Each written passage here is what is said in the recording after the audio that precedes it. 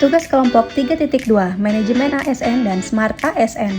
Anggota kami, Rian, Niken, Putri, Ivan, dan Rosma. Selamat menonton. Sinkronus adalah metode pembelajaran yang dilakukan secara langsung dan real time. Ini berarti kita semua sebagai peserta dan pengajar berada dalam satu waktu yang sama meskipun berada di lokasi yang berbeda melalui platform seperti Zoom Meeting.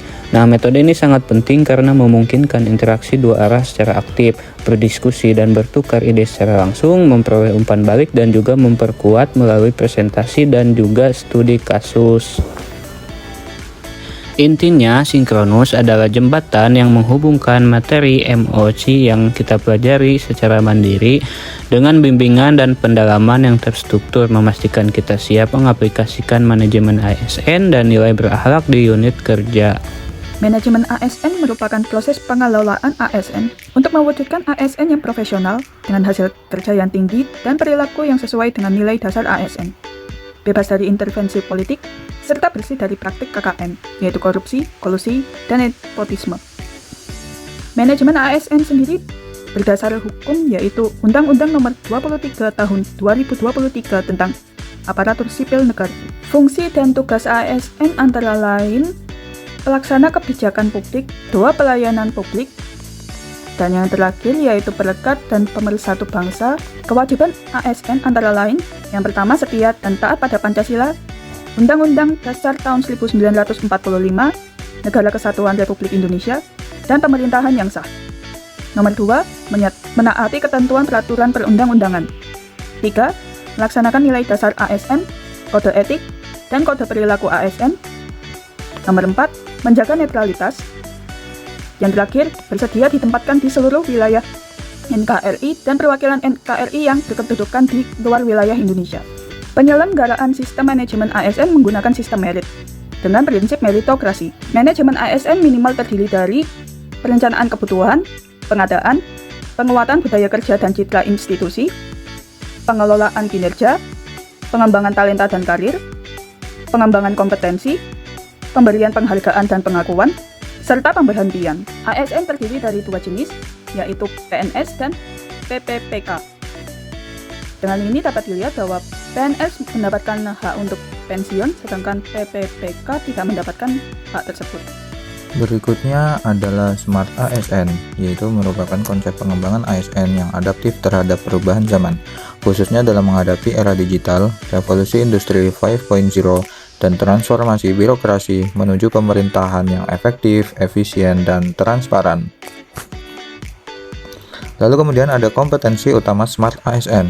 Ada 7 poin, yaitu integritas, nasionalisme, wawasan global, penguasaan IT, hospitality, networking, dan entrepreneurship.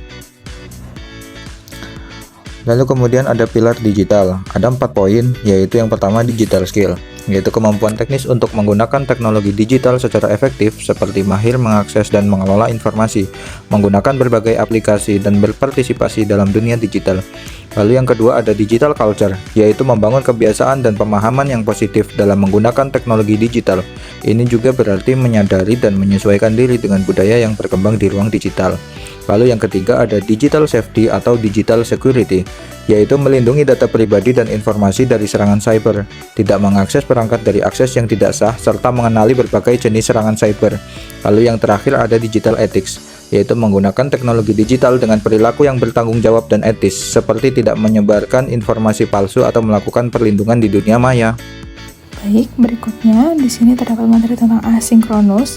Asinkronus adalah kegiatan yang merujuk pada pembelajaran yang tidak dilakukan secara langsung pada waktu yang sama antara peserta dan pengajar. Artinya, kegiatan belajar tidak harus berlangsung secara real time, tetapi dapat dilakukan secara mandiri sesuai dengan waktu dan kecepatan belajar masing-masing peserta.